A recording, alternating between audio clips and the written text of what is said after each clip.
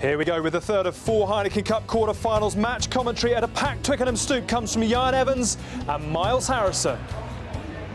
And Harlequins, 3 trophies in the last 3 seasons. You can't really argue with that, but of course, never this one. Never a semi-final in the Heineken Cup. And this is where the English champions want to take their game now and beyond, as high as it can go in this competition. Munster, been there, of course, been at the top. And the Harlequins side includes 7 in the pack that famously won in Limerick in the Amlin Cup 2 years ago. Joe Marler and James Johnson were the props then. Rob Buchanan is the difference, preferred to Joe Gray for this one. Buchanan's performance at Gloucester last week, a key part of that decision. Ollie Cohn returned to action in that game, felt the pace, but he's better for it, and he's with George Robson at lock. Mofa Asabalu is raring to go again. Chris Robshaw, captain at 7, Nick Easter 8. Danny Kerr and Nick Evans, the halfbacks, as they were in the quarter-final here in 2009 against Leinster.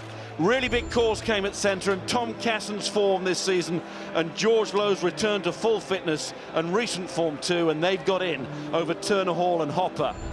Ugo Monya, Tom Williams, Mike Brown make up the back 3, and if it goes wide, Quins will be hoping that it does, then these 3 men can pose a major threat. Munster have been looking to go wide pretty well all season. Rob Penny trying to mould this new star, but maybe today is a day for some of the old ways too. Here's the team: David Kilcoyne, BJ Boter as the props, and Mike Sherry hooker. Donica Ryan, no rugby since the Six Nations, back at lock with Paul O'Connell, back as well of course, and captain in the absence of Doug Howlett. Peter O'Mahony, Tommy O'Donnell, James Corlin, the back row trio, looking to continue in the great tradition of the likes of Quinlan, Wallace, Leamy and Foley. Conor Murray is back to partner Ronan O'Gara. O'Gara, Munster's great Heineken Cup general. James Downey, the former Northampton Saint. Casey Lalala, ex of the Cardiff Blues, the centres. Mixed news on the wing, Simon Zebo's return, a big result for Munster. Zebo ahead of schedule like Tommy Bowe yesterday, but Doug Howlett, like Keith Earls before him, falling foul of injury. So it's Dennis Hurley and Felix Jones. Replacements for Quins: Hopper preferred to Turner Hall, and guest presence means no room for Wallace.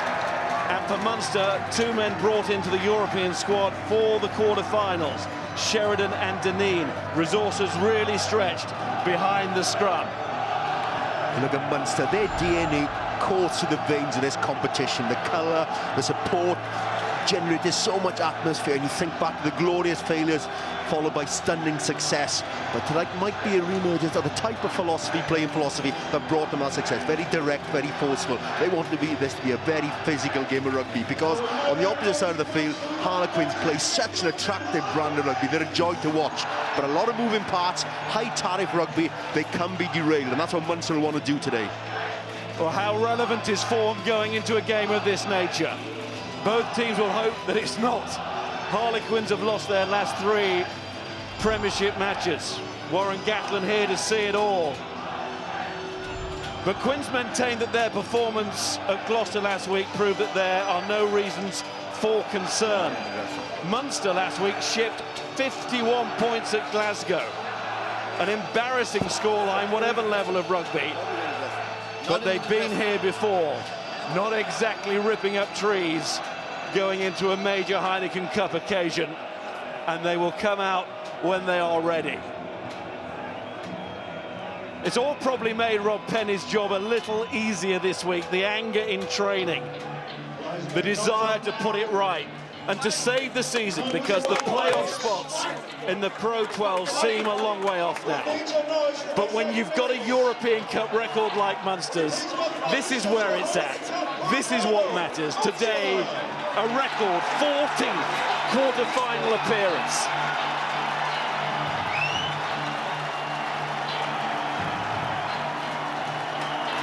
Paul O'Connell back from injury, leading the side out, ready to cast his big shadow over proceedings. Potentially as influential as any figure out there. And Simon Zebo, his stardust, back as well. Yeah, Gracie Summers on the field. Demand from me, physical presence of Peter Romani. His aggression, his abrasive character at the breakdown, so important to try and control the tempo and the rhythm of this sparkling Harlequin side. George Lowe's 100th game for Quins. And it's testimony to everybody here at the club that in the build-up to this match, Bloodgate has hardly got a mention.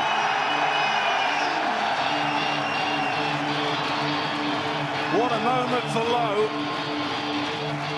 Quins' first quarter-final of this competition since that day in 2009 against Leinster.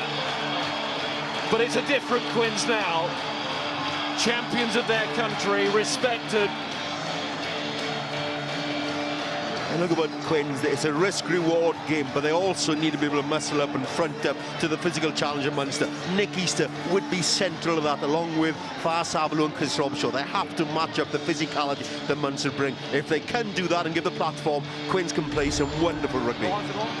Jerome Garces, the referee, for the third quarter-final of this Heineken Cup weekend. Paul O'Connell, Chris Robshaw, of course. Giants within their team. Two of the major reasons why their sides have reached those summits of English champions, of European champions. Clermont-Auvergne in Montpellier, not Montpellier, await the winners of this second colossal England-Ireland clash of the weekend. Certainly have a feel about this game. There's an electricity here at the Stoop. Really looking forward to this encounter. Okay, Captain. Well, Conor O'Shea wanted the club's greatest ever day. Judging by the atmosphere, he might well get it. Little chip in behind by Casson. Face showing him, and pressure there on Dennis Hurley. I thought it was a deliberate tap out by Dennis Hurley as well. That could well be a penalty.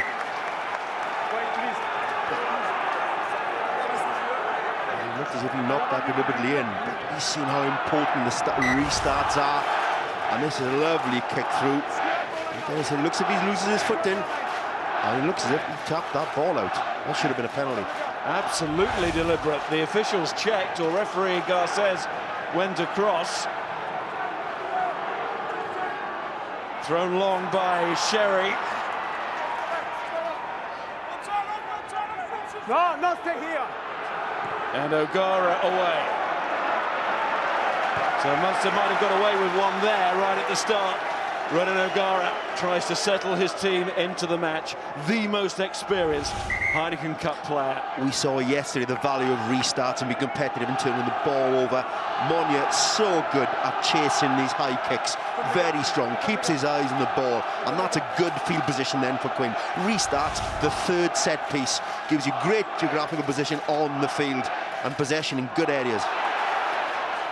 O'Connell with that touch, important one. O'Gara along the line, down his pass. Not that slick passing that Munster will be hoping for today. Been accused of drifting to the touchline this season as they look to expand their game.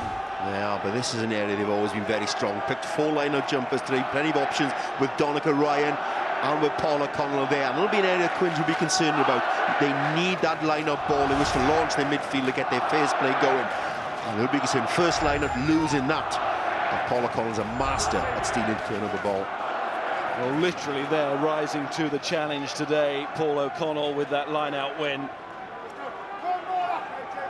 Hopefully that lower back injury all behind him now. And Frankie was talking before the game, such an inspirational player for Munster, Paul O'Connell.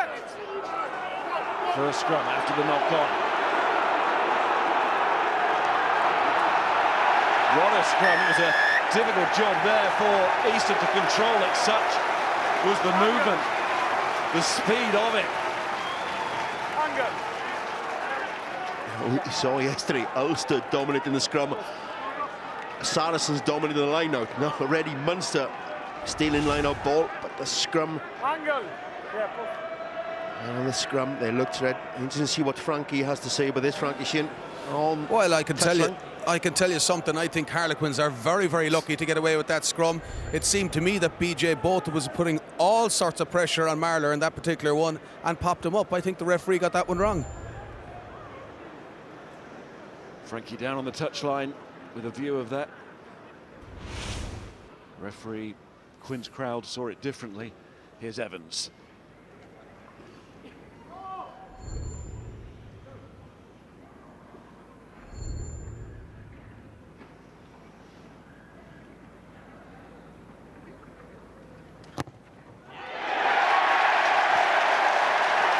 No flags required there. Crowd had called that from the moment that it left the kicking tee. A nice clean strike for Nick Evans. That's what a goal kicker wants, Miles. A nice strike for the first chance at 3 points. He nails it. A lot of that came from the pressure from the restart initially claimed by Ugo Monye, allowed Quinn to play in Munster's half. O'Gara restarts. Easter tries to claim. Not gone forward, so Laulala has a chance to give it to Murray. O'Donnell involved and Omani there as well. How did that get back on the Quinn side? Jerome Garces Your feet. saw a problem with it and gives Munster a chance to pull things level, which O'Gara should from in front of the post. Well, he talked about Ugo Monye at the kick-off of the game. At that time, Munster were able to capitalise at a turnover at the restart. Pressurising numbers there. Good high restart from O'Gara. Plenty of height. Good chase as well. Felix Jones in there trying to fight for that ball. That's what he wants. It makes it so difficult. Nick Easter a little bit isolated there, very much in his own, confronted by 2 or 3 Munster jerseys. The turnover came, and then that allowed O'Donnell to carry midfield, and the penalty emanated from that, but all from the pressure at the restart. Commitment there from Felix Jones. All helped set up this for O'Gara.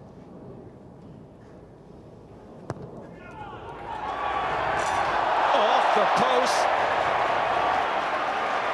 Rob Shaw tries to bring it away. Caught by Donica Ryan. Bad miss from Ronan O'Gara. Some of the Munster fans behind the post were happy to signal that one over, like the Quins fans before, from Evans' effort, but they were premature as it hit the upright, and the clearance completed by Kerr. That'll be disappointing for a kick and roll O'Gara's ability. So many points on the board for Munster and Ireland. They're expecting to nail that, and now it means to the Munster supporters. Wouldn't have expected that, pretty much in front of the post, and he's nailed those kicks. Here's Sherry. Down from O'Connell again. O'Gara, who was bristling about the missed kick, you could see it. Laulala. Then it's Murray to O'Gara again.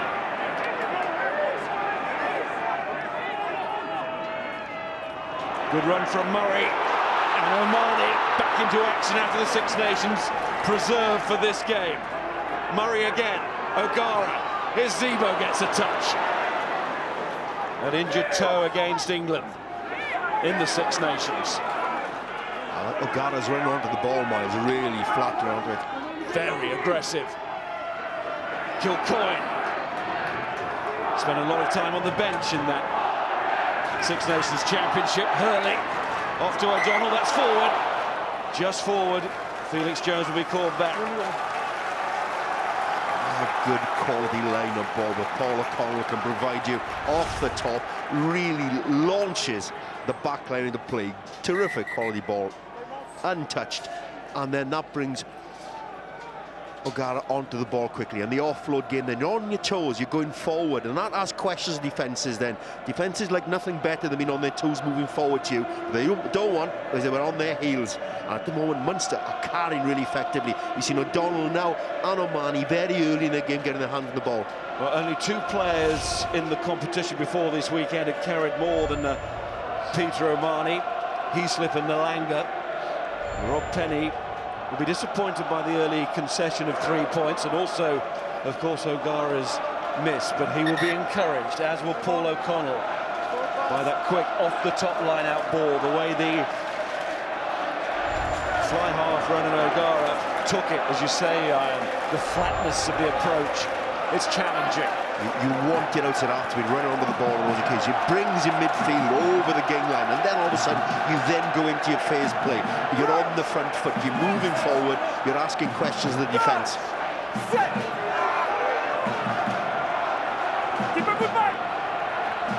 Easter to Kerr, a combination that has worked so well for Quins over the years. Mike Brown, his club position of fullback, was the try scorer in the quarter-final against Leinster. Rather got lost in the aftermath, didn't it? As Quins lost on that day for Asavalu. And Samoan with nearly 20 caps for his country. Oh, Buchanan. You can see why he's been brought into the grey. Very physical, carries the ball. But penalised as the ball didn't come back. Rob Buchanan, who ran through Henry Trinder in the Gloucester game that I mentioned in the English Premiership last week, scored a try, caught the eye. Zebo's left boot. Yeah, and that's an area again. And when you think of Simon Zebo, he certainly has an ability to get on this flight to Australia with the British and Irish Lions. He does bring that added strength of having a left boot to his game as well. You see Buchanan carrying the ball. He is a little bit more physical than Joe Gray, hence his selection. But he saw there the movement in the Quins game. They're looking to bring and play a bit of width in their game. Dougie Howlett out with a shoulder injury on that wing. Dennis Hurley nearly got one, but it was brave against that man, Rob Buchanan, who stopped him and he won a penalty. O'Connell again. He's in front. He's in front. Accidentally And offside. lost on the floor. He's in front. Scrum. And the ricochet, I think, created the offside, so He's in front of we you. will have a put into Harlequins at the scrum. But again, O'Connell, big presence at the line-out. Good mind. Yeah, he's there. But that time, Quins decided to compete. George Robson up there early as well, just in front of him. Scrum again. You saw Alistair yesterday not competing at all in the line-out. Let's go down to the touchline, and Frankie. Well, there's a great battle going on here in the scrum. Kilcoyne there getting the nudge there in the last scrum. I think there's good parity at the moment, and we'll see it here now. You can watch the pressure coming on. Good pressure again there by Munster, getting the angle they needed. Yeah, making Easter do exactly that, just charge away as quickly as he could to relieve that pressure. Evans with the kick, but the referee wanted Munster to roll away. No advantage after the long kick downfield from the New Zealand fly half. You look at that kick from Nick Evans. He likes those kicks back against the grain. Does it quite often. That time Hurley had read that. He went back. Ultimately, it was a penalty back anyway. But Hurley really needs to be alert to that kick back against the grain from Monia to chase.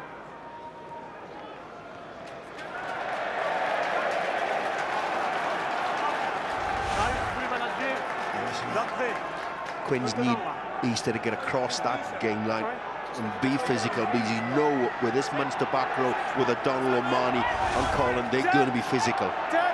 Sent off in that Amlin semi-final a couple of years ago at Thurman Park. Didn't affect the result in the negative for Harlequins. Good work from Corlin on the floor. Murray, O'Gara, a little bit deeper that time. Looking for the kick over Mike Brown. Is it? Yes, it is. Oh, what a kick from Ronan O'Gara. This is 109th appearance in the competition. Talk about being there, done it.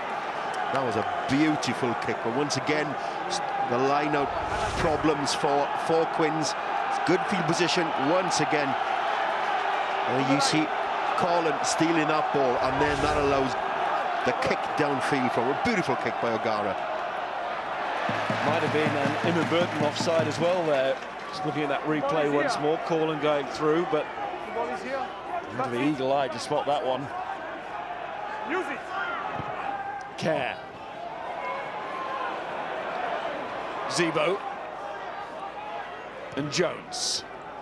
Oh, that's gone a long way. That could bounce and bounce. Mike Brown will be aware of that. Sadly, from Munster's perspective, Felix Jones wasn't, and These grounds are hardening up after this cold spell. We've seen it all through this European period from Thursday night onwards. I think I was heading towards the Kent coast. That was going on a fair lick.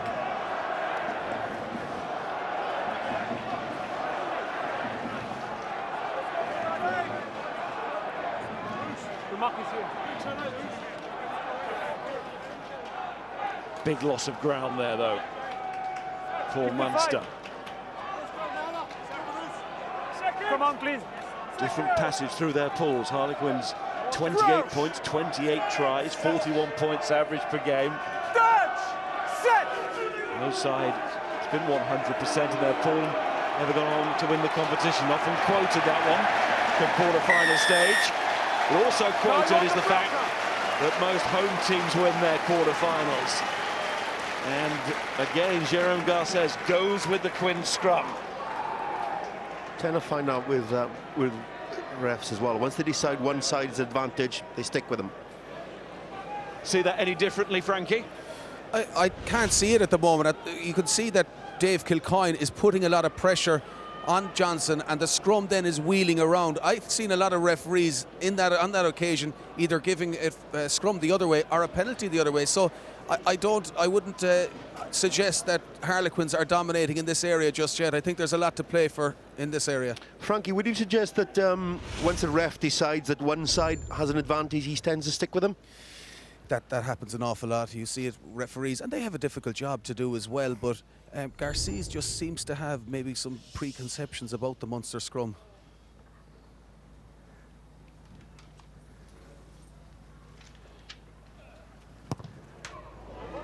Push falls a la Thomond Park for Nick Evans' kick, which took a very strange direction. There's a strange ball flight on that. Didn't look as if he struck that well at all. It wasn't a clean strike, because that didn't sound right. And look at that, where that ball went. That was like a shank, that was, pretty much. And with the Masters looming on Sky in a week's time.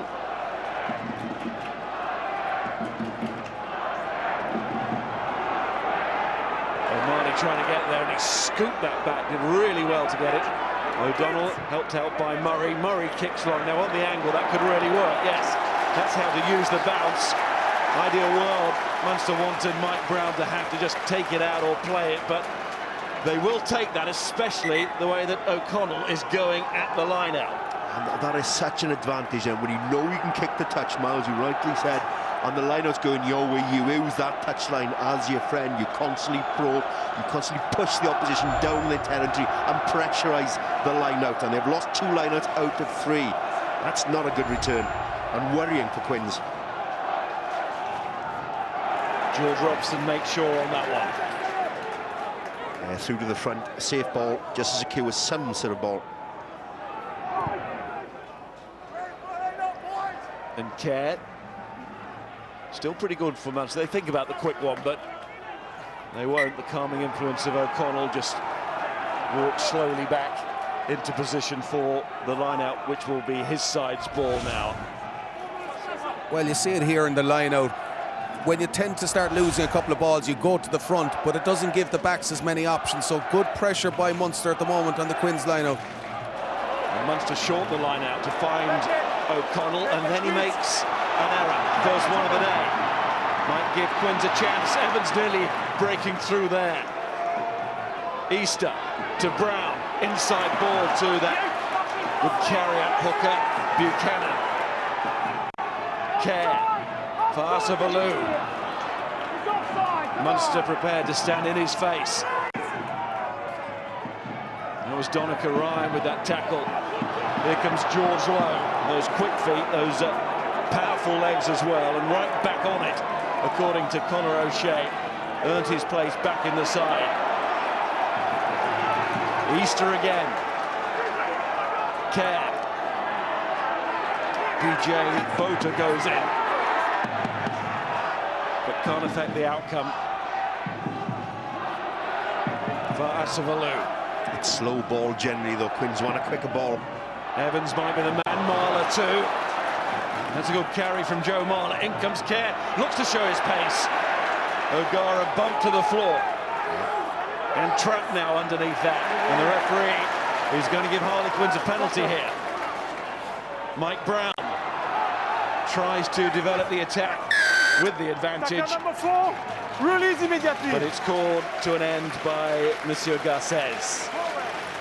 Okay, all that movement, those phases came. Generally, Quins were starting to build up the pace of those phases as well, which then allows Danny Kerr to go about his business around the fringes. But that turnover ball, that's what Quins thrive on. Get that ball away quickly, 2-3 passes away. All of a sudden, you then have Nick Evans running into holes. Ball in 2 hands, and that's key. Ball in 2 hands, and then you bring the runs into play. What Quins want, good, quick phase ball, and then allows Danny Kerr, Nick Evans, to pick and probe for the weaknesses in the Munster defence.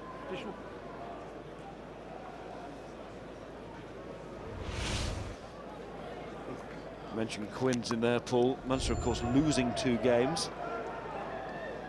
Nick Evans got 1, missed 1 today. Right back at the start of the competition, of course, he went off injured against Biarritz. Ben Botica came on. Flawless performance after that. Evans looking for a much better kick after the last one. And he's got it. Typical of Evans.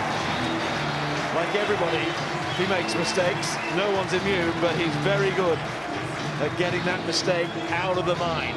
Yeah, he did. That's normal service resumed, but he also kept that a little bit lower as well, Miles. I think that Quins are playing against a bit of a breeze at the moment. Wind against. See some of Munster's kicks going downfield in big distances as well. If he kept that just a little bit lower.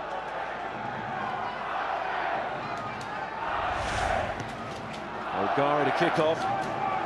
Playing for the only side to have won 3 away quarter-finals in this competition. And Danny Kerr gave that an almighty thump. And the assistant referee's gone a long way. A terrific distance. Long kick downfield towards Tom Williams from O'Gara, but a good response there from Danny Kerr. Good distance. Under pressure from Zebo, kept his head down through the ball, good distance.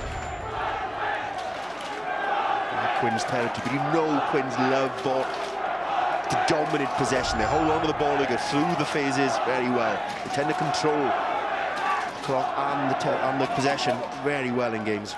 Good line out, O'Connell caught it, went to the back, Sherry found him. Just need a score here, Munster. Had the chance with the O'Gara penalty. Really should have been 3 points on the board. Yeah, change of tactic though, not off the top this time. They want to keep the drive going. They want to get that physical exchange. Good drive, Murray. He's got Zebo trying to get there with him. James Downey as well. Here's O'Gara going for a drop goal. He's hit the referee. He's so angry he's taking it out on the official. Not sure that was the plan, but it was advantage anyway, and O'Gara knew that. I don't think it's Jerome Garces' fault, mate, but he did take it out to him. But noticeable change of tactics there. Not off the top, kept the drive going, kept the driving ball going. They feel they got an advantage in that area. Certainly kept that ball going well. And you come to expect that from Munster. And here you see what Munster are very, very good at. This is about being direct, and that what they need to do more of. They did it very, very effectively against Connacht a couple of weeks ago. And there you have it, just keeping patient. If you keep the ball there long enough, the penalty will come. And O'Gara quite happy to use his experience by attempting a left-footed drop goal, but he knew the penalty was there.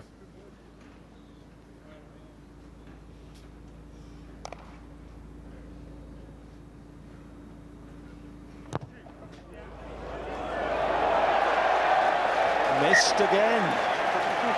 The anger will not subside for now. In fact, it will grow because Ronan O'Gara knows it could well be 6 apiece. It is not. We saw yesterday with Rowan Piran missing the first couple of kicks at Twickenham yesterday, whereas Farrell was nailing his. Again, you've got to keep the scoreboard ticking over and got to reward the forwards for their hard work in the line-out. He drew the penalty, need to nail those.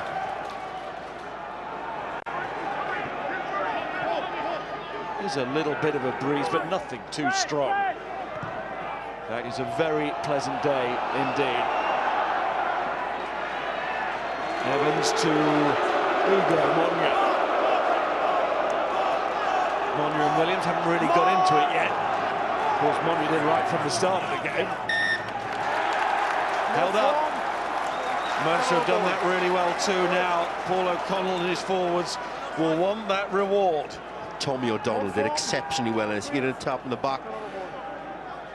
And Peter Romani, but really well, chased up well, and again, under pressure, Nick Evans was able to secure that, looked for the offload, as you would expect from Quins, but there was Tommy O'Donnell to make the tackle, keep him on his feet, not allow him to offload, fight in for that ball.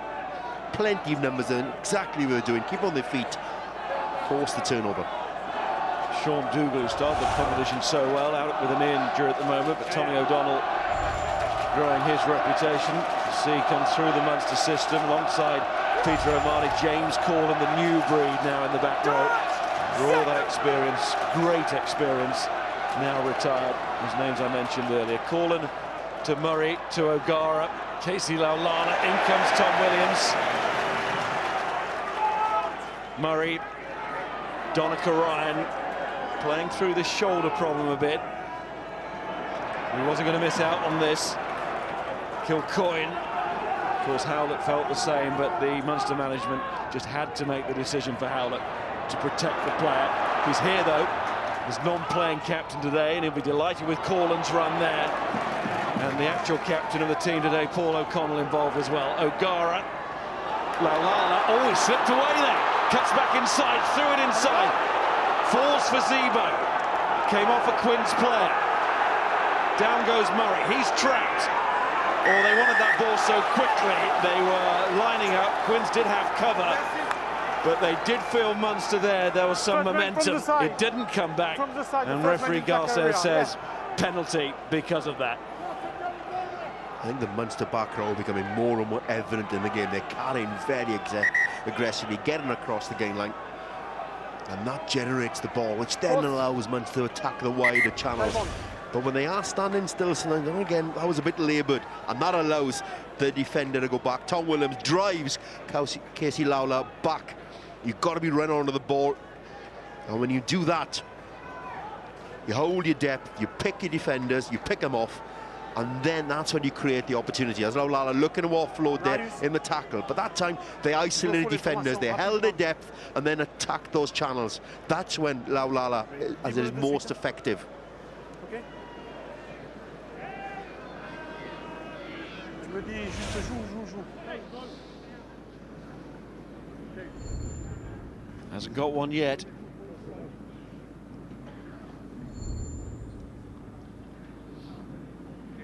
Even a player of his experience really needs this one, and because of that experience, Ronan O'Gara makes sure of that one. Goes all the way back to the first meeting between these two in the Heineken Cup, September 1997. The one that Quins won. Keith Wood was there, captain that day, Quins. Such a long time ago, even I was playing in those days.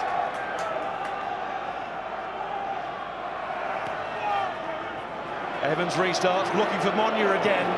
Advantage. Munster was sort of ready for it, but they couldn't deal with it. And now it's Harlequins who try to get the ball going. It's not a penalty advantage, just the knock-on. As O'Connell clashed with Monye.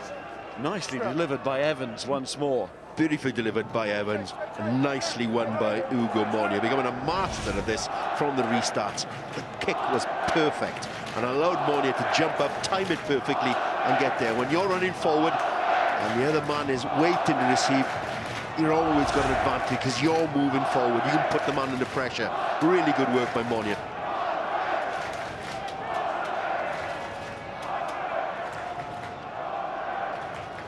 You do feel that Munster are really preventing Quins from generating that sort of rhythm that Quins enjoy.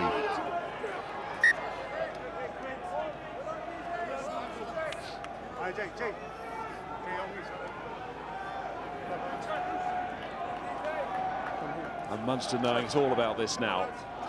11 points off the running in the playoffs in the Pro 12, but maybe with Munster it's always all about this. There is nothing else. The season is over for Munster if they don't win today.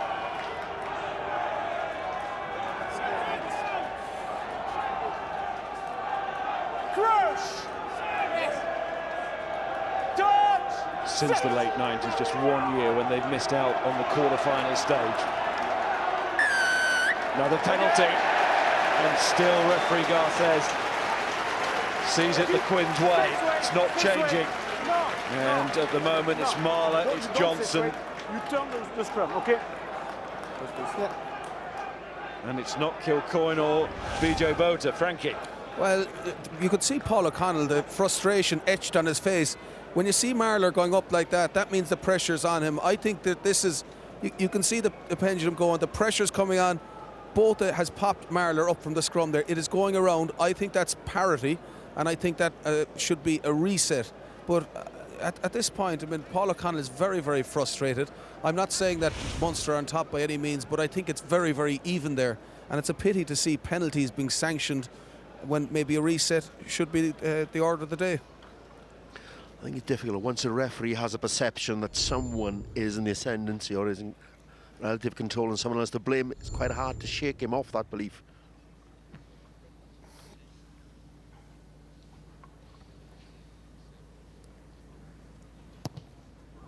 They are big decisions, no doubt about that. Because they're big kicks and big points, and on a day that is shaping up to be a tight one. They're points that are, at the moment, making the key difference. 9-3, Quins lead. Nick Evans. Harlequins 9, Munster 3. Come on, you Quins!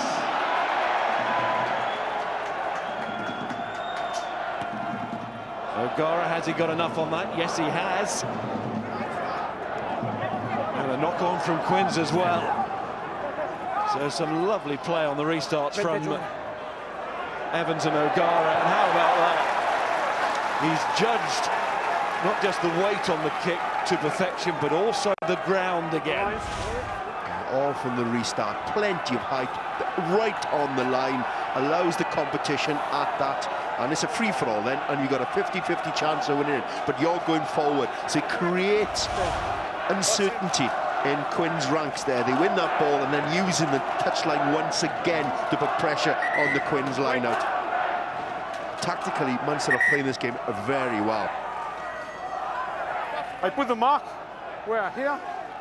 Open the gap, open the gap.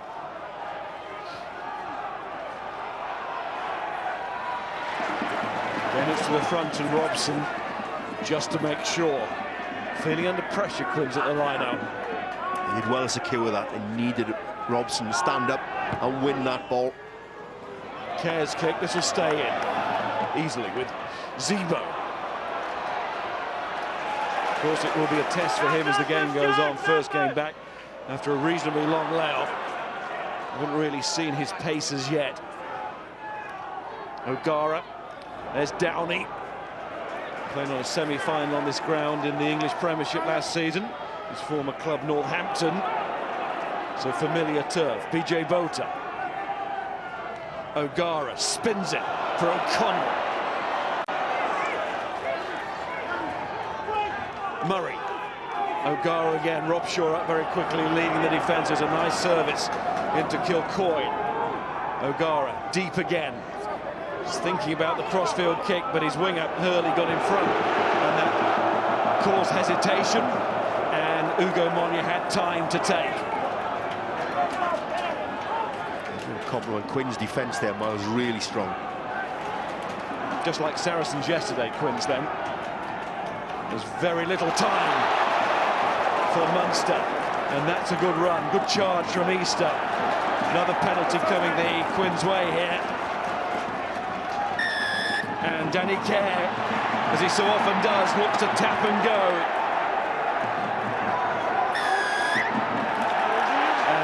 On. Now, it was a long way out, but it was very essential. Nick Evans on a day like this, they would have fancied that one. Kerr took the decision to go. Are you going to understand from Danny Kerr? He wants that tempo, that speed in the game. And Quins haven't been able to get the speed in the game because of the line-up problems and because Munster have been very physical. They prevented Quins, even though they're 9-3 ahead, of getting a type of game that they want. That's why he wants that tap and go. He wants that quick tap penalty just to get the speed up in the game. The penalty comes about. I think Munster do very well not to concede another 10 yards as well. They stay off him, and then the tackle comes in from Conor Murray. Really well done by Murray. And they were helped by the fact that the penalty was firstly smack on halfway, so they knew exactly what the 10-metre line was going to do, and they pounced on Kerr. Of course, he scored a fine try against Leicester with a quick tap and go. Maybe that was in the back of the mind, but lightning didn't strike twice there for Danny Kerr. Downey did very well as well to go in. Still forced that. Threw O'Donnell up there to win that ball, Munster, and threw him up well. Half-time now starting to approach. Ball through the hands of O'Connell, did really well to reclaim it and somehow to keep himself going forward with power. And it is trapped in there again, and now Murray's going to have a free drop goal, not the tap. You see Paul O'Connell, and probably not his greatest strength ball carrying at times, but that time he does nearly loses it, has the presence of mind to turn and grab that as well. Stays on his feet, keeps the leg drive going, doesn't go to ground. Sometimes the criticism of Paul O'Connell is that he used to go to ground too easily. Stays on his feet, keeps that drive going, looks around, and the numbers are there. Even Ronan O'Gara's in there to help that drive as well. It's not the ball. You can see in everything that Paul O'Connell is doing today the 100% passion, but also that frustration of having been out, unable to influence. He's come through that period and he wants to do something very special for Munster this afternoon.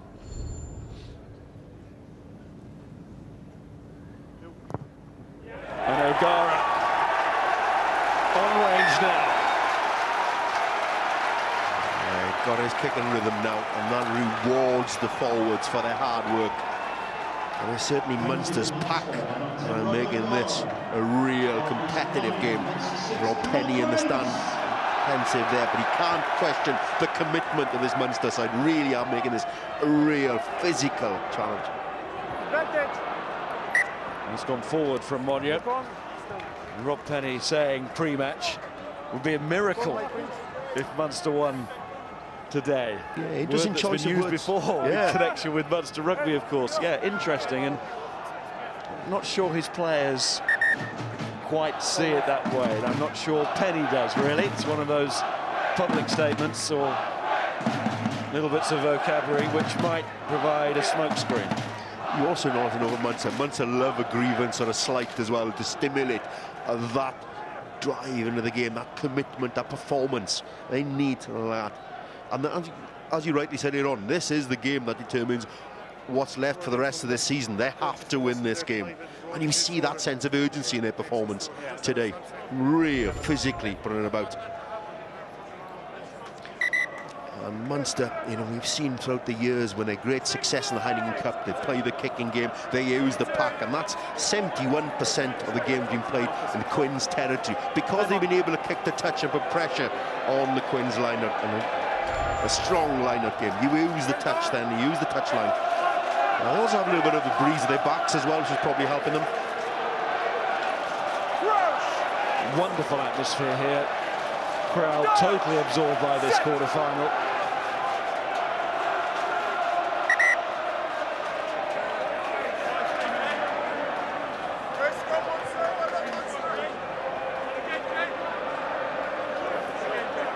No 7.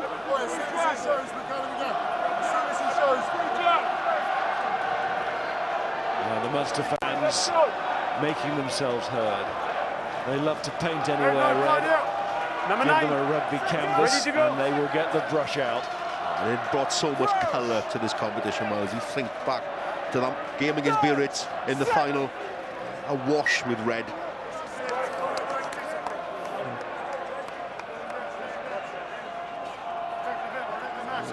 They always bring that noise, that energy there. I mean, match also by the Quinn supporters who've enjoyed such a terrific period of success as well. All about that philosophy, that coaching philosophy of Conor O'Shea, but a huge number of fans to watch Quins play, and rightly so. They're an enjoyable team to watch.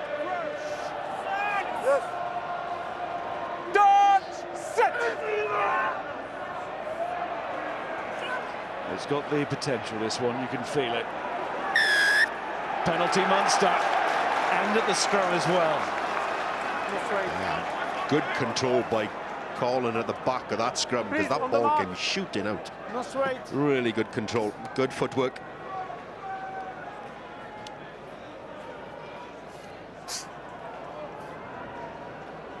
Interesting how far O'Gara will push it here, how much distance he will go for. Certainly want to make sure of his touch, of course. Yeah, just sacrificed a little bit to make sure. Frankie? Well, actually, Harlequins probably should have got a free kick for not putting it in earlier, but this is the scrum, and here you see the pressures coming on the left-hand side, and it's still kind of parity there. You see Boucham popping his head up, and again, I would say that Harlequins would be disappointed that it was a penalty against them. It probably deserved a reset on that occasion. Taken by Peter O'Mahony. I don't think we've had a reset scrum, you know. It's not an option he's keen to take by the looks of it, the referee. Matt Sherry's got that. Moore comes to the floor. Not illegally, says the referee. O'Gara up with the Gary Owen. Down is going through the middle. Monia pressure on here. And Ugo Monia, the latest player to show his experience in the heat of the battle. Yeah, he needed someone to be strong under that ball. Hurley was chasing after that. And Ugo Monia stood strong, made the call. You want someone to make that call. That ball goes up in the air. Someone needs to be strong and say, this is mine, I've got it. And Ugo Monia was the man who decided he was in charge. Secure, that's what he want.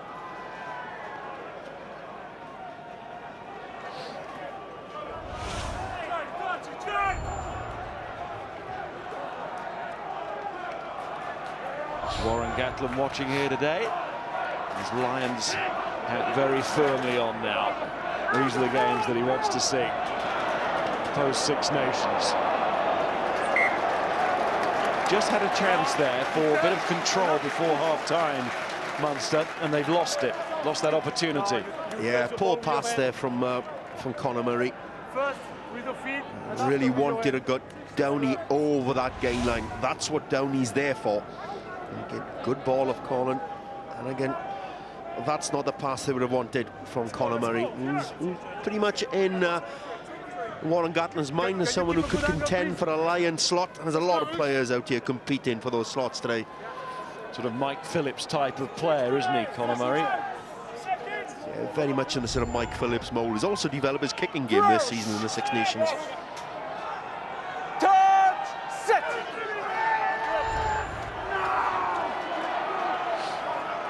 Care. Brown. In comes Casey Laulala. Shocked him down. Really good work by Laulala. Read Mike Brown's entry into that line very well. Good recovery work from Chris Robshaw. And it was Ollie Cohn, then it's another penalty. Holding on. And Munster have that control back. Do they have enough time to influence the scoreboard here? Very aware of that. O'Gara quickly, one eye on the clock. He has the Heineken Cup computer at his disposal at all points. That's intelligent play by Ronan O'Gara. This is Laulala reading that line for Mike Brown. Really in well. But who forced the turnover then? Paul O'Connell, who really talked about Lions. He's shouting out his name today in his performance. Good take from O'Connell. And then it's lost. A battle for the ball, a battle for the tie. What a first half that was. Didn't have any tries, quite frankly, it didn't matter. What an absorbing game, really physical. Exactly the type of game Munster would have wanted. They wanted an arm wrestle. Quins haven't got the rhythm in the game they would have wanted. They wanted a bit more of a free-flowing game, but they are ahead. Nick Evans has got his kicking hand on. He's really nailing the points. But this is an arm wrestle, or no doubt a really physical challenge set down by both sides. Time to take a breath. Harlequins 9, Munster 6. Well, this is classic knockout rugby, isn't it? Nip and tuck all the way, defence is on top, plenty of niggle, but Quins have been given the edge up front, and Evans has them in front.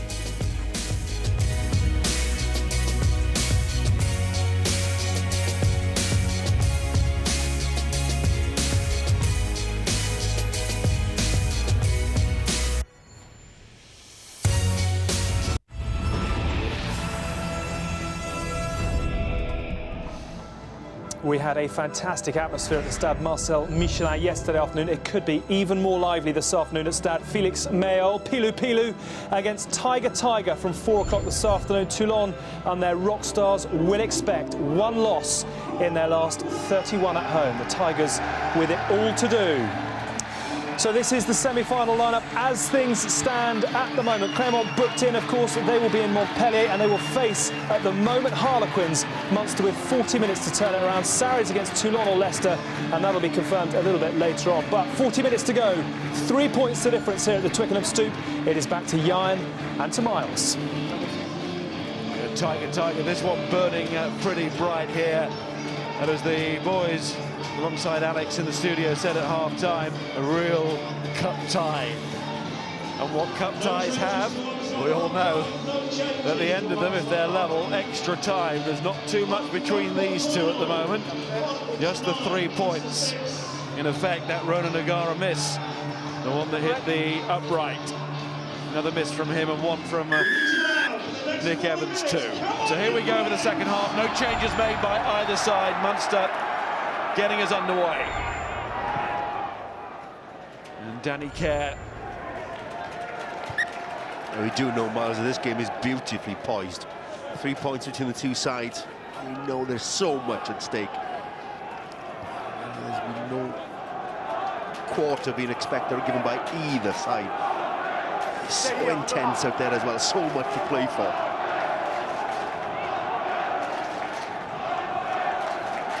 And what a first half Paul O'Connell had. Here he is again, calling this line out to Ryan. Downey. Didn't see him really get across the gain line too much in the first half, but he did there. And Zebo had a go. And Kilcoyne now. Conor Murray. O'Connell did well, didn't panic, just waited for the ball to sit up. Murray caught in possession by Rob Shaw that time. But the referee has decided that it's a penalty for the offside.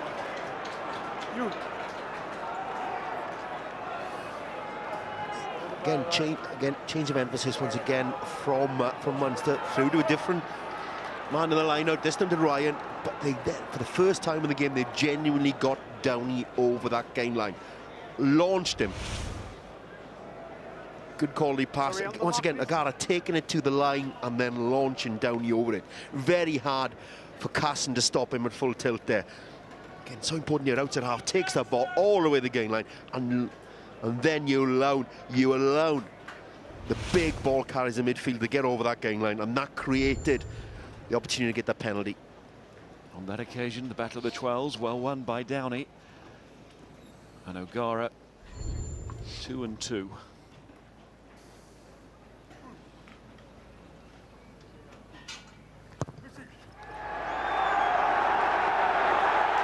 Make that 3 successes now. First score in the second half goes Munster's way. We are level. And maybe extra time is very much a possibility here. Once again, the problems are created in the Quins' defence on the back of a good quality line-up ball. This time by Ryan, not O'Connell. Heck's exactly the same. O'Connell beats Monia. Again, he had to do an awful lot to get there. Right on the money. In fact, if they're compiling a DVD for training of restarts, just concentrate on this match. There's enough there from both sides to work on, to show how it's done. Oh, Zebo, great take from Zebo. Caught by Monya. In goes Murray. Chance to strike here, no doubt about that. Mike Sherry tries to get there as well. Now it's O'Donnell. Casson steps in this time. Zebo wants it. Murray. O'Gara. Little stab kick again. And Williams doesn't have to play it. But once more, that is not the end of the world with O'Connell lurking around. And Harlequins know that, and they were thinking about a quick one. Well, they're desperate to get out to their own territory. They spent too much of the first half in their own territory. All started from this restart. Probably wasn't quite high enough to allow Monya to get there. But this Connell beaten to it. But a beautiful kick now by Conor Murray. As part of his game really has moved on this season. Plenty of height, good chase by Zebo. No. Open the gap, no. So exactly what you were pointing out in the first half. Murray's game expanding. There was the perfect example of it. Buchanan throws and they're all across there. Peter O'Mahony, what a take at the line-out. I mean, that's about as excited as I've ever got about a take at the line-out. Well, what a magnificent piece of work that was by O'Mahony. And here comes Sherry. Murray. O'Mahony now in the loose, typifying the Munster effort and commitment here. It's going to be a penalty, but BJ Bolter once more. In goes O'Donnell. Flying in comes Robson, couldn't disrupt. Out wide it goes. Oh, Zebo's got it. On to Jones. Jones for the corner and Monya with a tackle. It will be the penalty, but it's quite likely to be the Munster lead. It will be the Munster lead. Look where Jerome Garces is stopping. He's slow with his hands. What a raging intensity in this second half by Munster. Really hurling themselves. And O'Mahony once again central of that. Steele at the front. What a great. That's really what this athleticism in the back row, Munster, with O'Donnell, Colin, and with O'Mahony. That's a great hit. Really giving Robson no easy ball at all. No easy out. He's there competing. He steals it. Not only that, as 2 phases later, he's carrying into the next phase. What a take that was from O'Mahony at the line-out. Give me that ball, it's mine, he said. Not only the catch, but also the offload as he's falling to the ground. Turning terrific balance and presence of mind to be able to do that whilst you're falling down. Absolutely everything, as you say. Remarkable. Here's O'Gara. Little chip will do it. There's the lead. 9-6 down at half-time. Munster 12-9 up. 6 minutes only into this second half. The first time they've been in the lead in the game as well. But what a start. 6 points in the opening 6 minutes of the second half. All the territory. Very much. The intensity, the urgency, the physicality they brought at the start of the second half. Evans, a little bit more length on this. Monya gets there first. It's incredible, isn't it? Education in the art of restart play. But Monya unable to take cleanly. That falls for O'Mahony. What a start he's having in this second half. Tom Williams trying to get away from Zebo. For Asabaloo. My goodness, Harlequins know they're in the scrap here. Kilcoyne just points to the referee and says this has to be a penalty, and it is. Listen to those Munster fans now. And who was there as well? The kick downfield and the chase, and who forced the penalty? Peter O'Mahony. They're putting so much pressure on Quins at the moment. Quins are desperate, A, to get the ball, B, to start playing their sort of game. Then second, they're not in this second half yet. They haven't been able to get any sort of quality ball at all. They're trying to come back from position under pressure. Really, the chase was there, the numbers there as well. They can't get any flow in their game because of that pressure and intensity that's coming from Munster at the moment. Supercharged O'Mahony, supercharged Munster.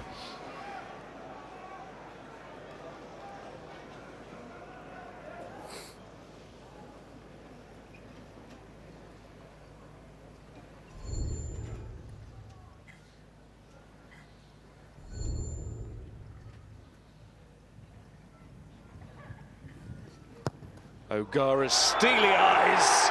Forget those misses. Success rate is right up there now.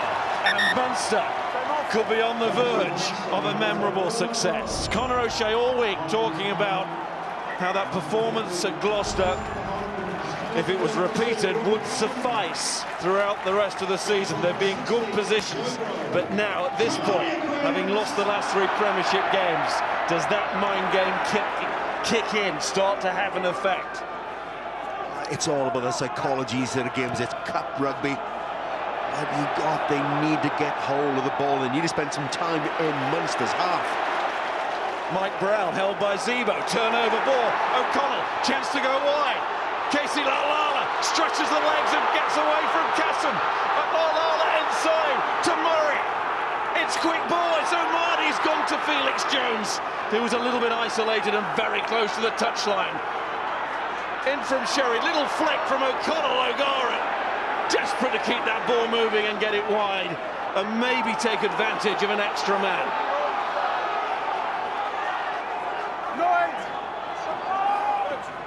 Murray again. Laulala. Munster as hot as the colour of their tops here. Downey looks for the handoff. Downey going inside to Zebo. And the English champions are hanging on here. Oh, but that's some way of hanging on for Usavalou. Quins need more of that. O'Gara thought about a crossfield maybe, but Laulala can see the space in front of him. Oh, well covered by Quins. Just got a body in the way. It was George Lowe. What an important interception. Amazing rugby here now. Care to Evans, and Evans to the stand, and I think everybody sort of needed the ball to go there, because this game is going up notch after notch. But the chase is there, look, determination. Zebo's in there, forced a turnover on the hands as well, and then Laulala, ball in 2 hands, the dummy's there, looking to offload as well. Great step as well on the offload once again.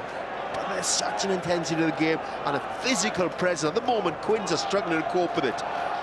Downey, ball in 2 hands, looking to offload as well, taking the hits. Again, dominating this second half at the moment. And Quins are doing well to stay in this game. And that was, we don't know how critical and how significant that interception was, but Quins needed to stop that try being scored. As we see John Lowe making that catch, he had to make that interception, because they could have been a 22 points to 9 scoreline. It would be very difficult for Quins to come back. Hurley's a tall man as we look at Downey, the contribution from him on the other side of the field. George Lowe had to jump off the ground just to get there. As you say, that might have kept Quins in the game. Might. Well, we don't know how significant it is, it might well be significant, but this 10 minutes in the second half been truly dominated by Munster. When that ball went to the stand, as Graham's come on to replace Buchanan, Joe Gray as hooker straight into the scrum. Quins looked tired, Quins were taking a breather. Munster, anything but, as you'd expect, momentum all with them at the moment. They gathered in a group, says, okay, we didn't quite finish that one off, we go and finish this one off. But it is Quins who have a chance to get the ball away. There's going to be pressure on Evans, and he has got that away. Well played, Evans. At the moment, there's a raging intensity, a fury about Munster's game. 80% possession in this second half, in the first 11 minutes of the second half. And Quins at the moment is just about survival, staying in this game, holding on, trying not to allow Munster to score any more points and open that gap even further. It's still only 6 points, that's bridgeable, but they can't afford Munster to allow that, keep that scoreboard ticking over. Sherry throws. There's Murray. It's gone well, the Munster line out, giving them a real platform. BJ Potter, that was a scrum half fast from him. Had a bit of adrenaline in it, I think. Corlin.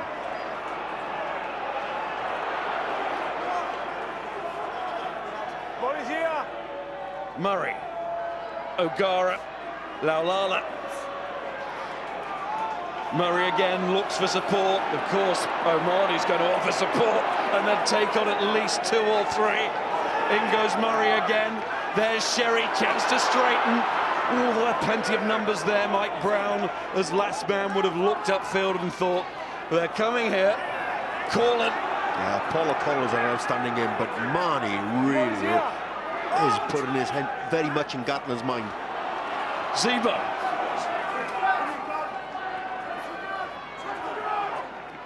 Hurley's pass this time. There's the real scrum half, Conor Murray. James Corlin once more. Desperate here, Munster, to leave the Quins half with more points. So O'Gara looks to keep them there. Mike Brown, his big left boot, it's going to be required when eventually the ball sits down. No, he's forced into the runaway. Mike Brown, oh my goodness, what a tackle, that was Downey. One of the tackles of the season. Brown was flying. Half charge down, who takes it? That's gone forward. Munster claiming an offside. What a tackle from James Downey. This is fast and furious and punishing for players in there as well. The pace of the game, the ferocity in the game as well. Mike Brown does exceptionally well. A horrible bouncing ball, being chased by 2 players, gets away from O'Gara very easily. But watch his hit from Downey, drives a Brown back.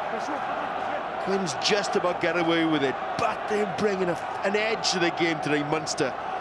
Quins are desperate, showing great character, being able to withstand this onslaught from Munster, physical onslaught.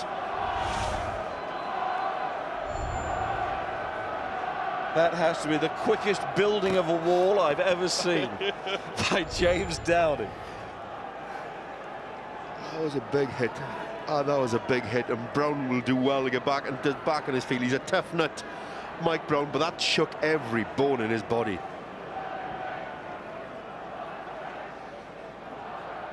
Frankie, it's been really hectic. Sorry, not got to you for a while.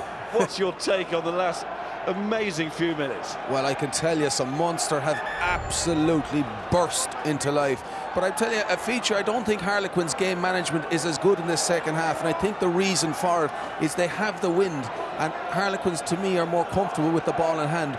Munster are putting it ball, they've no choice, they haven't got the kicking options, so they're just putting it up the jumper and they're carrying everything.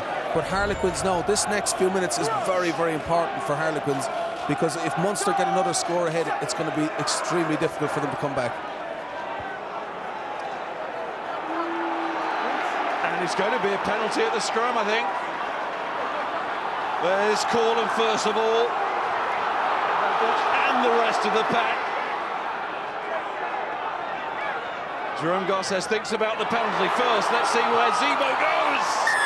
And Danny Kerr, a match for him that time, but it is another penalty. Look at Zebo claiming another one for the deliberate knockout of the field, but he's got the penalty anyway. Speculative from Conor Murray because he knew the penalty was coming as well. But that's right, going back to where you're comfortable, where you're not comfortable. Quins are not comfortable at the moment, as Frankie mentioned it, mainly because they're forced to be reactive rather than proactive. They like being a proactive side who try things. At the moment, it's all about Munster very much on the front foot, very much in charge. Quins are having to react, but they're not having field position. They're not able to dictate where they want to play the game. Very much on the front foot, Munster. You know, in the final analysis, Harlequins will be relieved to get out of this, just conceding 3 points if that's what it's to be. I think it's purely about being able to get some breathing space somewhere and just withstand this barrage, this constant, relentless barrage from Munster. Looking for another green one for the men in red.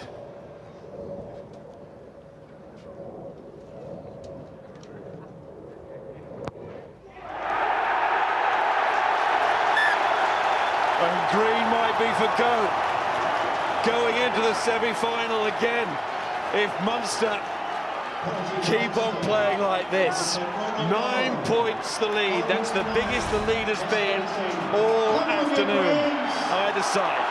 And those first 2 misses, Miles, have been forgotten now. Very much in the zone, Ronan O'Gara. Quins, understandably so eager to get inside that Munster half. And they do that now. 30 minutes since they scored a point.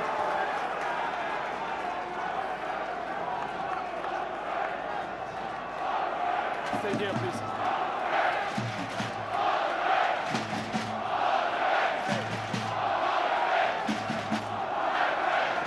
And the crowd playing a full part, both sides being wonderfully supported here.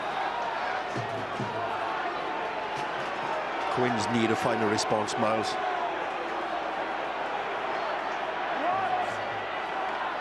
They need to get some points on the board. They haven't posted points for a while. There goes Easter to care.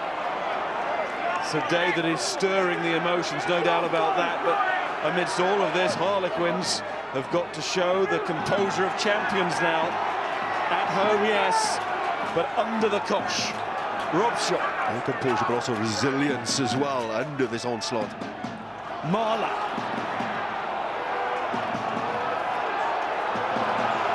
Munster standing him up. The old choke tackle. Well, Saracens choked Ulster yesterday, but it's Munster responding for Ireland today. Look at the body language there as well. Lots of whooping and hollering, backslapping on the Munster side. Hands on hips with Quins. That's not only the seamless body language. Munster are quite happy for this to get fractious. They're comfortable in that arena. Conor O'Shea, John Kingston, the team, Tony Diprose, they're going to have to think of bench options now. Where would you go? They got to find some physicality there as well, and that's when you look at the bench, there isn't the physicality there to bring on. That's what you need. You know, they need to match the physically. You know, you can't criticise the backs. They haven't really had much ball in which to operate from. Nick Evans and Danny Kerr have very little opportunity in which to build their game. At the moment, the game is purely being played how Munster want the game to be played. Conor O'Shea, who said no to the Irish job, should it be offered to him this week? Well, Munster doing an Irish job on his team at the moment, and it's been a long time since Quins scored those points, as I was saying. We saw the penalties being accumulated, 5 penalties in a row now by Harlequins. They haven't scored for at least 30 minutes of this game. They need to get on that board and get that scoreboard ticking on their side. So that'll give them a bit of confidence. At the moment, they are being really pressurised in all areas at the moment. Touch! Set!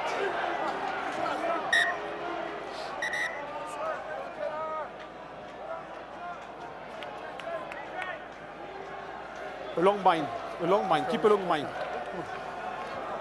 Is that the first reset scrum? I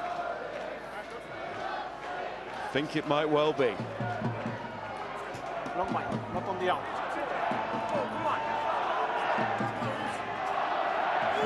Either way, not been many. Only 4 years when there hasn't been an Irish team in the semi-final. Touch! Set! That's one 2007. Munster flying the flag at the moment. And getting a penalty at the scrum. The one that was reset didn't last long. Went to a penalty very quickly. Talk about a pendulum, The momentum problem of is, the game. you take your bind, you put your bind here, okay? And after, no, Say something? yeah, He's hurting his shoulder as Okay. soon as we go down. okay. Can we sort So that out? yeah, so Yeah. I will speak with the player. But after the next rep, a long bind, not on the arm, okay? Yeah. Okay. Big swing on the scrum then, and James Johnson On the arm. was on his way to Saracens. One, please. Saracens already through to the semi-final. After the engagement, Harlequins stay straight, okay? certainly Don't not. move. Yeah, okay, don't move your O'Gara's shoulder. kick. Frankie Shin. Well, we're just seeing the scrum here again, and as you said, there seems to be a big change in what the referee is deciding. Collapsing there on that near side, Kilcoyne and Johnson going down. I don't see a whole pile in that again. If I was Johnson, I'd be very annoyed at that actually. But it's as if the referee now is maybe just balancing out from a few of his earlier decisions in the first half. And still Frankie disagrees with the referee at just about every occasion.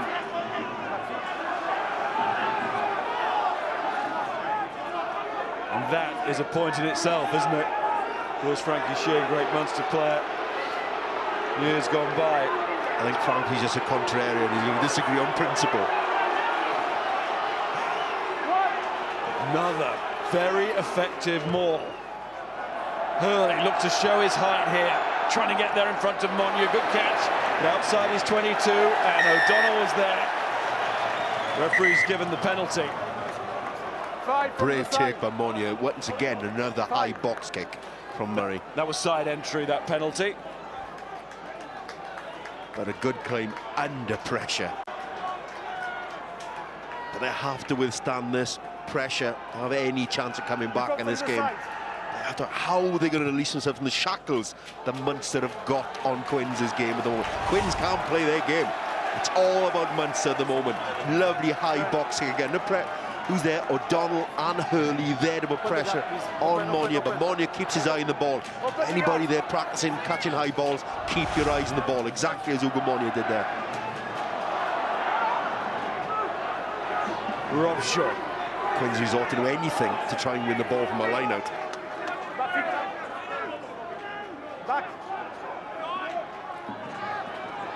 Ollie Cohn, now a Welsh international. Cat to Rob Shaw. Captain's got to try and influence from here, but he's run into a back road, an awesome back road today.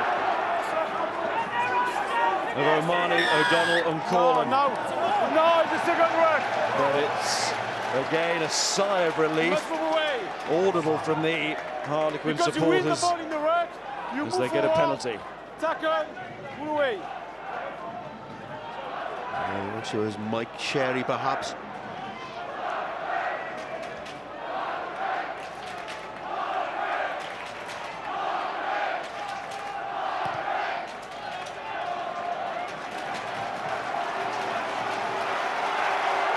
Evans kick back down to Frankie on that touchline. Well, just here seeing at pitch side there at ground level, you could see on contrasting styles of body language. The Munster forwards seem very much up for it, and then I'm seeing the Harlequins forwards, they're walking around. They seem that they're running out of ideas, and I think, Miles, you made an interesting point. They're going to have to look at their bench at some point because they'll have to change something here. Evans, this good line from Cassim, but he lost the ball, and Hurley, Zebo looks for it. Zebo always looks for it. Like a coiled spring at the moment. Zebo having been out of the game for so long. Mike Brown looks agitated by the situation, and so he should. Just over 16 minutes to go now. Yeah, time clock running down, but what another big hit. Good quality line-up ball the first time, and again, huge hit by Downey in there, helped by Tommy O'Donnell. That good quality ball off Easter, and that allows Cassim running with that hole, but a big defensive show by Downey. Evans, Quins try again. Williams, it was a slip which let him go through. Now there's a chance for guest who's come on.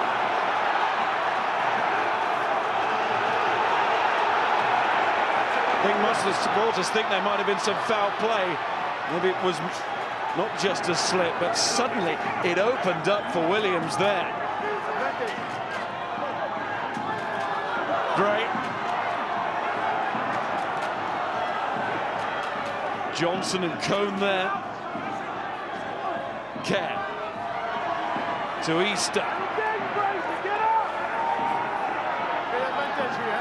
Kerr again. Quins need 2 scores, of course. Monye driven back by Donica Ryan. Here's a chance for one of those scores. It should be a welcome period in possession for Quins, and also in the Munster half. They've barely done this in the second half, but 2 quality lineouts in a row. And when that's down to the fact that Gray is on at hooker, finding his man. But that's a lovely angle by Tom Williams, and the offload back to Guest. But off the back of quality ball off the top, which basically for the best part of an hour, Quins haven't been able to enjoy.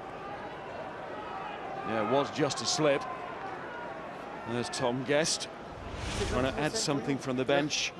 You are in the ball, you win the ball, you move forward, it's a tackle, you must release. If it's the ball goes down, we don't have to move though, yeah? Yeah, but if it's the ball available. But we don't have to move that way. But when I see the ball here. Yeah, of course. Yeah.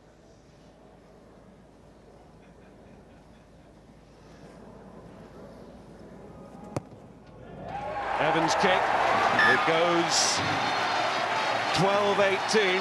Tell you a little bit of a story about conversation I had with a member of the Munster camp before kick-off today. As Evans, we see that kick again, trying to make small talk. But what do you say on a day like this? He said, nice hotel.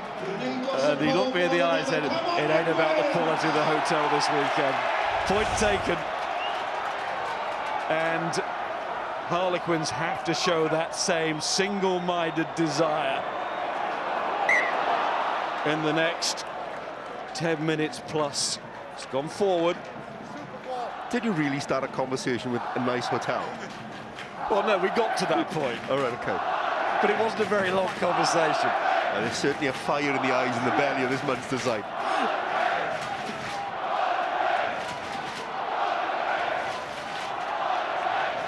No focus, certainly, in the Munster camp for this. There's season riding on it. And of course, after this, even more. Toulon against Leicester. I mean, what an atmosphere that is going to be. And you can see that next to round off this incredible weekend. Easter goes.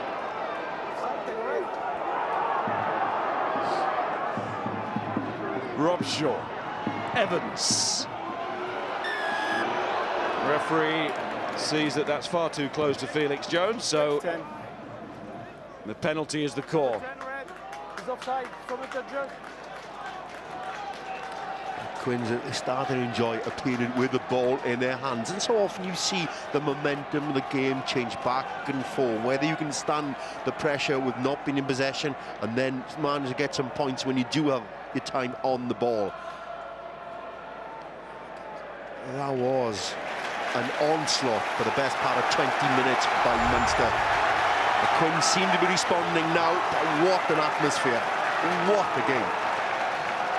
Sellout, of course, biggest ever attendance at the Stoop. They've crammed another little stand on the end of the modern one that we look out to from this side of the ground. Camera at the moment on the other side, looking back to the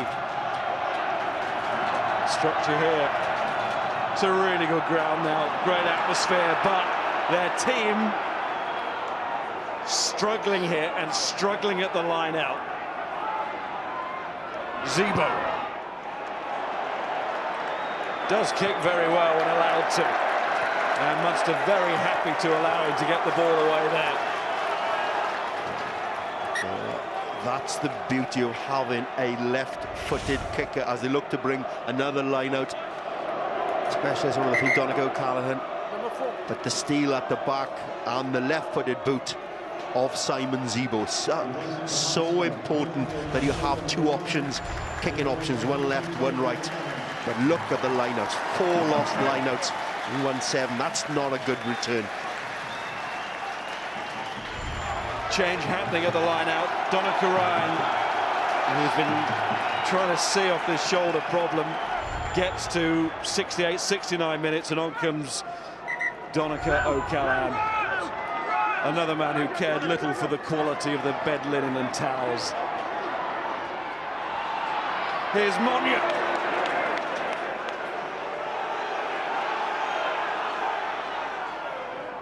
Williams, Kerr and Robshaw.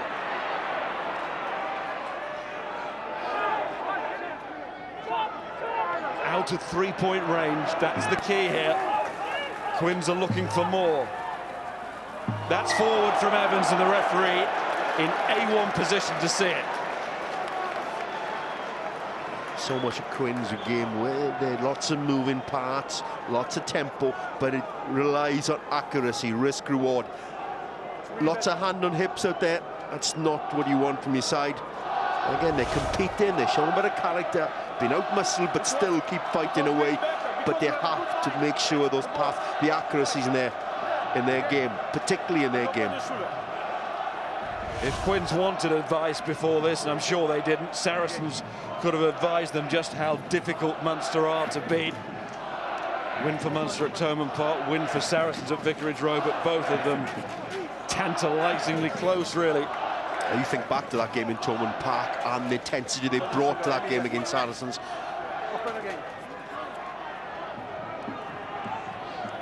Second row partnership there. British and Irish Lion, Ireland, Munster. So many games under the belt, so much experience, so many miles and knowledge accumulated. And all those jerseys mean a lot to those players, but no jersey means any more than this Munster jersey. Here's Mike Brown. Again, he's in cul-de-sac territory. The body's here. An attempted choke tackle once again. Release, Red. One more score from Munster might do it. Quins know that. They cannot give a penalty opportunity to Ronan O'Gara now. Evans winds himself up there, and O'Gara points to the assistant to say, don't you dare come any farther than that. I saw it go out too. You see Ronan O'Gara today, he's at his strutting best, and that's what you want. You don't want shoulders slumped with Ronan O'Gara, you want him strutting around. That's when he's at his commanding best, telling refs what to do, dictating how the game is played as well. And going back to the body language of Munster, they have that, they're on their toes, they're marching around. A lot of chat going there as well. As you look at the Quins at the moment, they look a little bit tired, they need a flash of inspiration for somewhere. There's a bit of Amlin revenge in this as well, from the Munster point of view. Any defeat, rare ones, of course, at Thomond Park really hurt. And Harlequins did that too, Munster. They're even more delicious for Munster if they were to win on Harlequins soil today. And they are 8 minutes away from another Heineken Cup semi-final.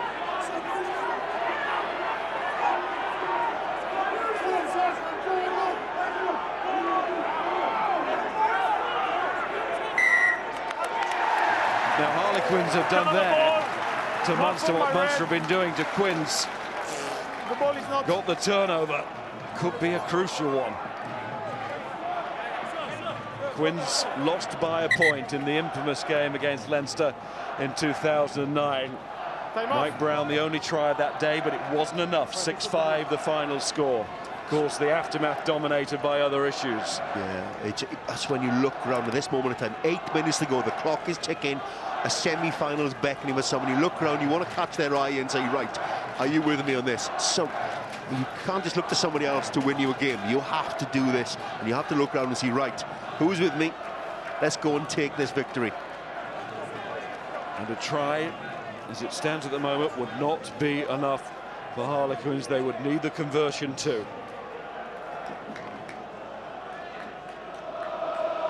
I suppose the more we tick on with the clock here, the further we get away from extra time, because Harlequins will be tempted to try and go for the try, because they'll be running out of time for the two penalties. They've got 71% of the game being played off, played in Harlequins' half. That's going to be draining for Quins. There's still time to go, there's only 6 points in it still. But Munster are happy to spend the bulk of the time in Quins' territory. It's all about territory. And it's all Munster flags at the moment. Big Quins issue when we arrived at the ground on all the seats. But Munster in great voice here. But hold on, penalties start going Quins' way again at the scrum.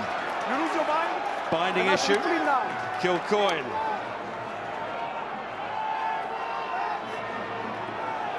And Frankie unlikely to agree.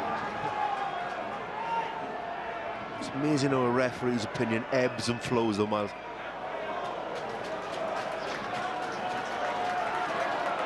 Not the best from Evans. No, that was a tired kick, wasn't it? I needed a bit more territory then. But more importantly now, can Joe Gray find his jumper? It's improved a little bit since he's come on. But then actually needs to find his man. Great throws. Quins themselves have that rather pale grey look at the moment. There goes Casson.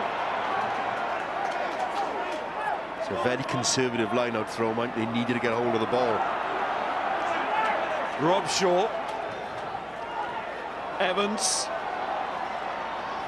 Low and Marler. Done well there, really. Care to Evans. Casson. on the edge of the final 5 minutes. Munster pour men into the breakdown, and they get the penalty. Their body language, totally different, of course, to Quinn's, but it's absolutely right for the situation. They are demanding the ball, the decisions. They've got this, unless something quite incredible happens. Yeah, Nick used to look incandescent there. He wasn't comfortable with that, but Carson got isolated. The hordes of red jersey descended upon him and forced the decision to be made. Munster are putting pressure on the referee as well. Make the decision go their way. Look at that! Look at the tackle there. Colin's in there holding him up. That ball was being prevented from being released. So I must admit, a little bit with Nick Easter there. I think the decision went the wrong way.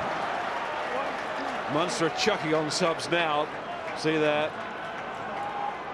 Varley's down there. Dupree is down there, and Archer as well. So whole new front row. Quins are going to try Matt Hopper to look for that moment of brilliance to save them. But a good catch here, and drive, and the geography is all in Munster's favour. And the clock is in Munster's favour. 4.5 minutes. Now we're managing the clock. You go into your final drills and how you close out games. You go through the phases, hold on to the ball, deny the opposition an opportunity to come back.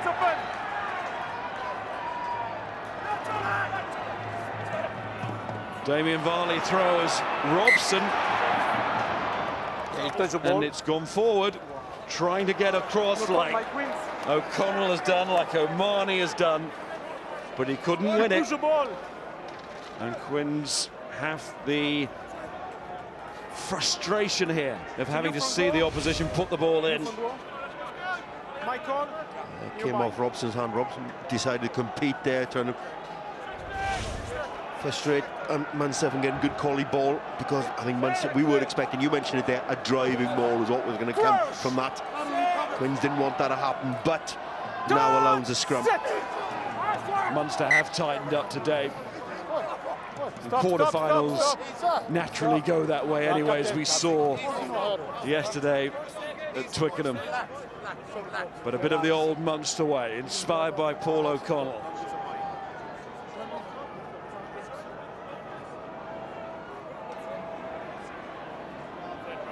You want to move?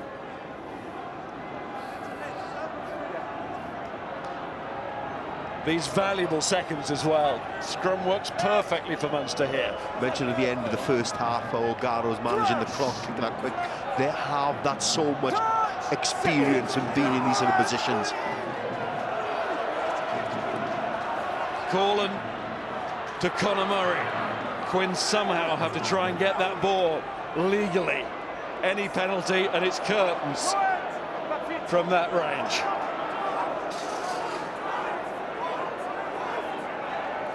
O'Donnell. Good carry, eventually stopped, but 2 or 3 metres, as you can see, into that 22.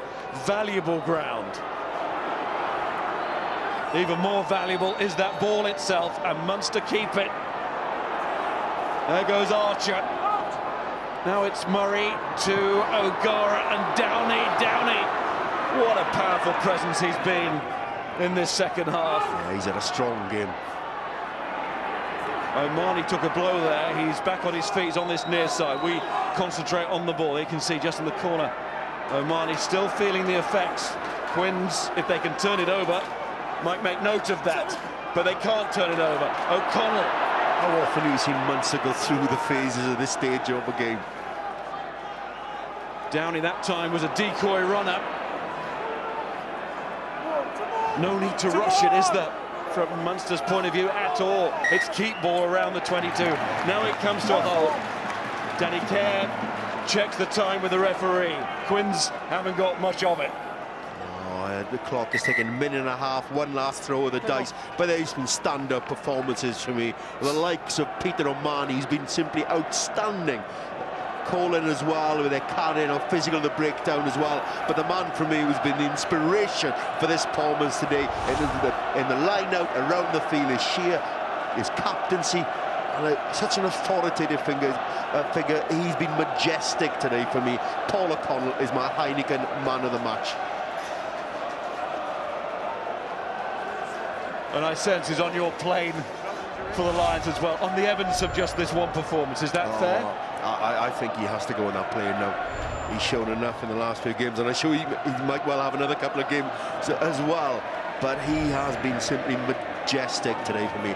As such an inspirational figure. But the physicality and intensity he's brought to the occasion and to this performance from Munster. And another one of Munster's heroes is holding his nose, Peter O'Mahony. So he goes off, Paddy Butler comes on.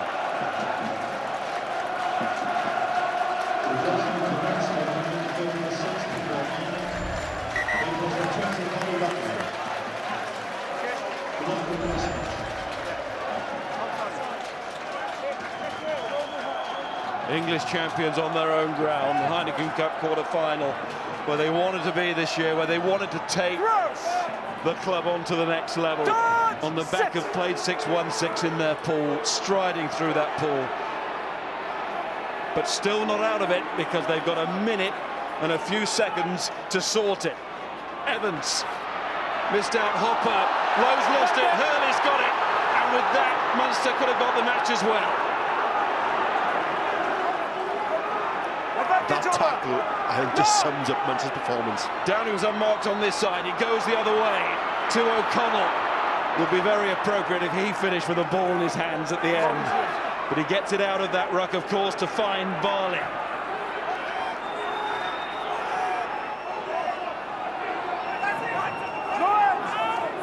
Murray wants another penalty. But in all honesty, he knows that just slows it all down again before the referee shouts use it. It has been intensely physical from Munster, of course it has, but it's been very clever as well. All our expertise, all our experience accumulated over the years, they look nothing better than a cause. They're counting it down. Zebo knows that. Just a little bit hasty. But now they can get it off. A competition that has always extracted the best from those who have worn the colours of Munster. Paul O'Connell raises his arm aloft. Forget being away. Forget being written off, because they do. But they don't forget their history. It drives them on to keep on doing things like this. No team in Europe has appeared in more quarter-finals than Munster now, and they don't get there by accident. Whether it was a miracle or not, Rob Penny, it was a fantastic performance. Talking at the start about the DNA run through this competition, they're there to tell another story again, yet another campaign in this Heineken Cup. They keep providing us with so much ammunition, stories we can tell about their performances, but this is a performance that stands out for me. The raging intensity, the fury they brought, they're nothing like a slight or a grievance to unite them and galvanise them. What a physical challenge they put. Quins didn't give up. There's a lot of character, but out-muscled today by a side that was not prepared to lose this game.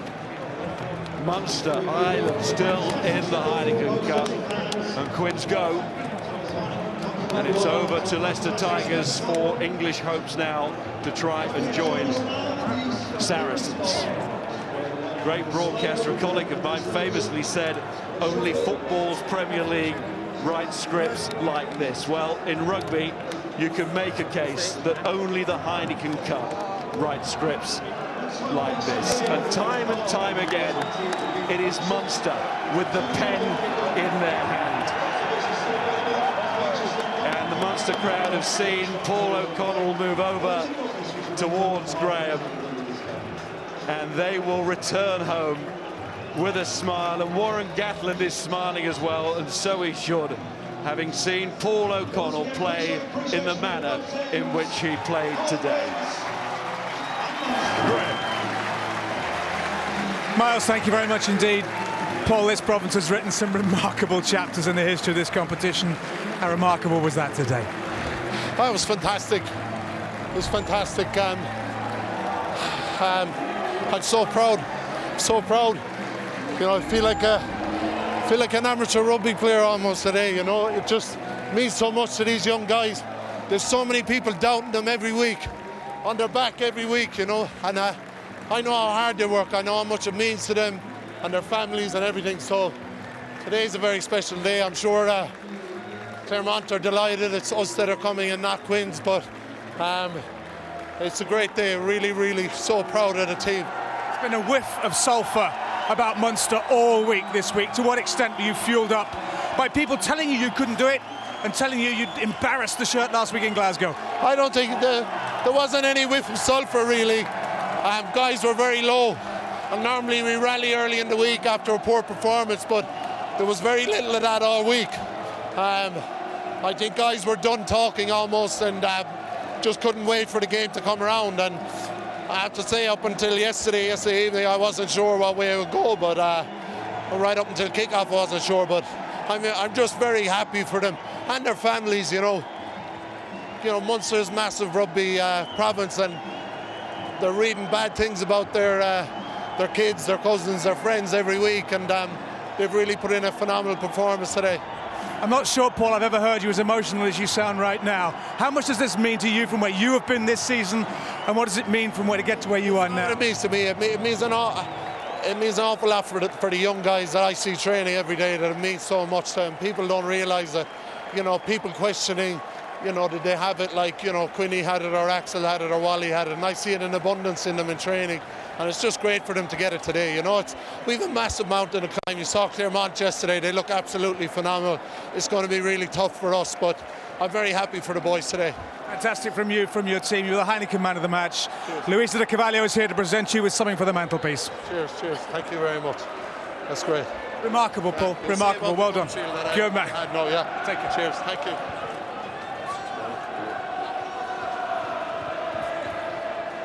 Chris, many commiserations.